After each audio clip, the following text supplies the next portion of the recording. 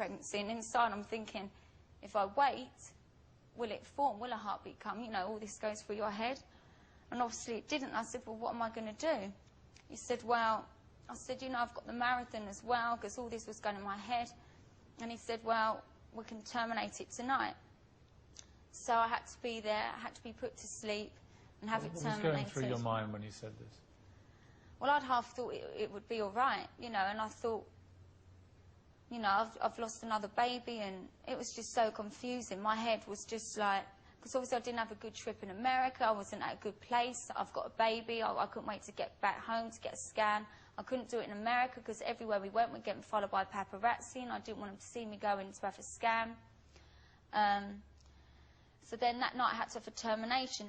And then, so the lead up to the marathon, you know, even the day we'd done the press call, you know, when you've had an anaesthetic, it knocks you anyway. Let alone emotionally, I'm thinking, oh my God, because we wanted the baby and it had died and there was nothing I could do about it. How did Pete react to the fact that the baby died? He was gutted. He was absolutely gutted. I won't kid you, Katie, I'm shocked by it. No, but I think everyone's going to be absolutely staggered by what you're saying. I never wanted to say anything. My point is, I'm not here to slag Pete off, but people have got to understand. In the 2 weeks I come back from America, I was pregnant. We thought we was going to have a baby. The baby died. 4 days later, I'm thinking, do I run the marathon? It's dangerous to run when you're bleeding that much. You can get a blood clot. And I thought, I can't let anyone down. So even the day of the marathon, I'm running along. I keep going to the toilet because I keep checking to see if I'm bleeding and stuff. And then obviously my knee goes, and I'm thinking of Harvey. I'm trying to keep myself together, not to cry. I just wanted to say to people, just leave me alone. I've just lost a baby. I'm bleeding. I'm trying to run. I'm trying my best, but I can't say it because, you know, it's private. Why have you not revealed this before?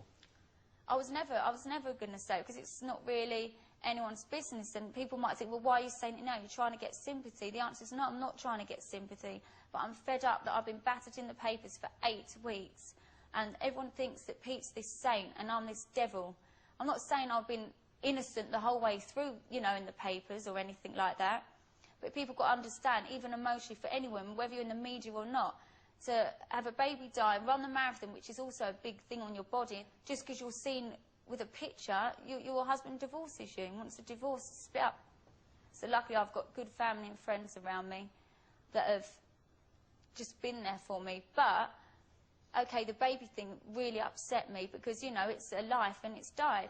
The Pete thing I can deal with, the split, that I can deal with because I'm so good at emotionally talking to myself. If a guy says to me, I don't want to know you, doesn't matter if it's my husband or any guy, I will not beg them. I will not hang around. Life is too short. I'm not going to beg. I did say to Pete, come and see me, wasn't interested. Even in this whole 8 weeks, I said, do you want mediation, Pete? Nothing. Do you want to meet me? Nothing. I don't want sympathy, but I do not want to get in a tit for tat. This is the only interview I'm going to do on me and Pete, the split. I'm not going to go and do magazine stuff. I'm not interested in doing that. It's just that I feel I need to say my say. Enough's enough. And that's it, really. I mean, did you have mixed feelings about the baby, given the state of your marriage, or were you looking forward to it? Were you looking forward to having another baby? Or did you think this could be a real problem? I absolutely love children, and being a single parent mum does not bother me in the absolute slightest. I've done it before, I can do it again. I'm financially secure, I've got the family and friends around me, the love, the support. So no, it wouldn't have bothered me if, well, I never thought we would end. I never thought our marriage would end, but the fact is it did. But before that, I thought we'd still be together. I can't live like that. If it means my career ends because I've gone to Ibiza, then so be it. Everything comes to an end. Once the divorce is over, who knows, I could be married next summer again. Really? I am on the market. Bring it on, pricey. That's what I say.